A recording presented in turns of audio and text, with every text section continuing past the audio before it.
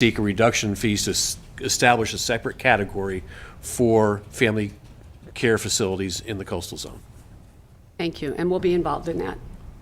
And just to, Frank did make mention in there that there aren't a lot of large family child care homes, and I think part of that, especially on the coast, from what we've heard at planning council meetings, is the process is too laborious, it's too expensive, and we desperately need child care out on the coast, family child care, parents need choices. So we thank you for considering this, and we'll be back.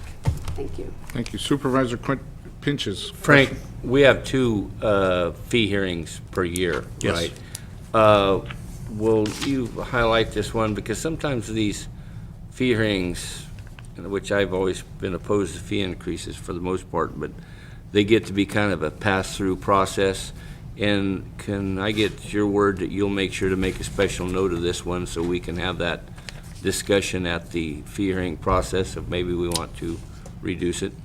We'll make every effort, yes. I would appreciate that as well. I think we can contact. Thank you very much. Supervisor Smith. Mr. Lynch, I'm just concerned about the lag time from, if this should become part of our ordinance, that the lag time with getting it to the fee level discussion, hoping that, you know, if there's an applicant that wants to come forward in that window of time, then they're going to be, I guess, subjected to the higher fee.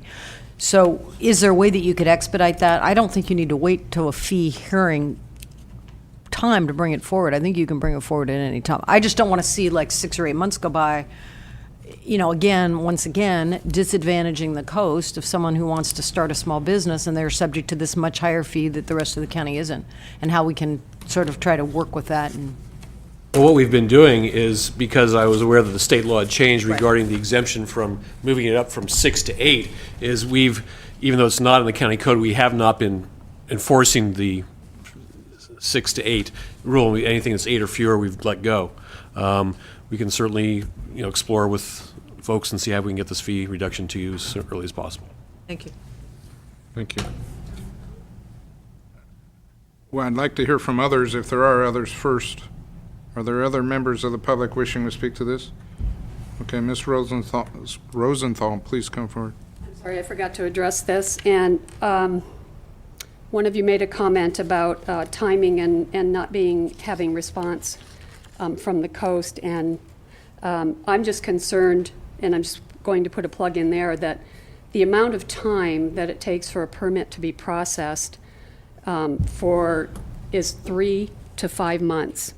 So a family child care provider who's ready to start and serve children that are ready to go at the beginning of the year, and even if they start their process sometimes in the summer, they don't have their permit yet, and then they have to close their businesses or close the option to have a business, which is another reason why we don't have a lot of large family child care homes, because the permit process is just too lengthy. So that's just a comment I'd like to make. Thank you. Thank you. Supervisor Pinches? Or Supervisor Dober?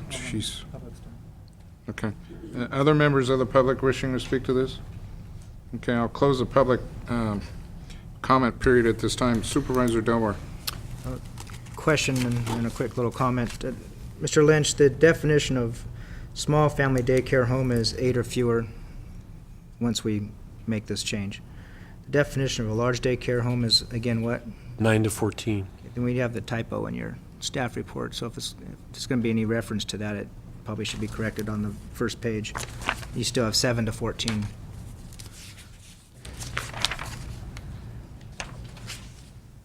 And in terms of the timelines, I'm sympathetic on how long it takes to get for a child care facility, but for any business trying to get through the bureaucracy is a long endeavor at times, and the whole process needs to be changed, not just for child care facilities, but for any business trying to get through a bureaucratic process. So you have my sympathies on that side of it, but please understand it's universal, it's not discriminatory.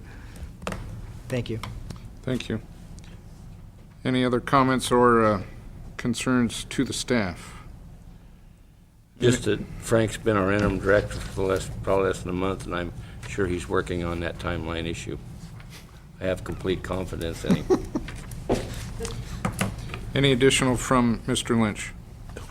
Okay. A couple of comments. I like this because it does coincide with the state regulations trying to come up with a unified voice. It eases the fee structure. It provides oversight for facilities of 9 to 14 children, and certainly provides opportunities to keep children as close to their own homes as possible by the creation of new homes. I would ask for a unanimous vote on this motion once it comes forward. There is a motion before us to accept the recommended action. Is there a second? Second. There is a second. Any discussion to the motion? I'll call for the vote. All those in favor signify by saying aye. Aye. All those opposed? Does pass unanimously. Thank you very much.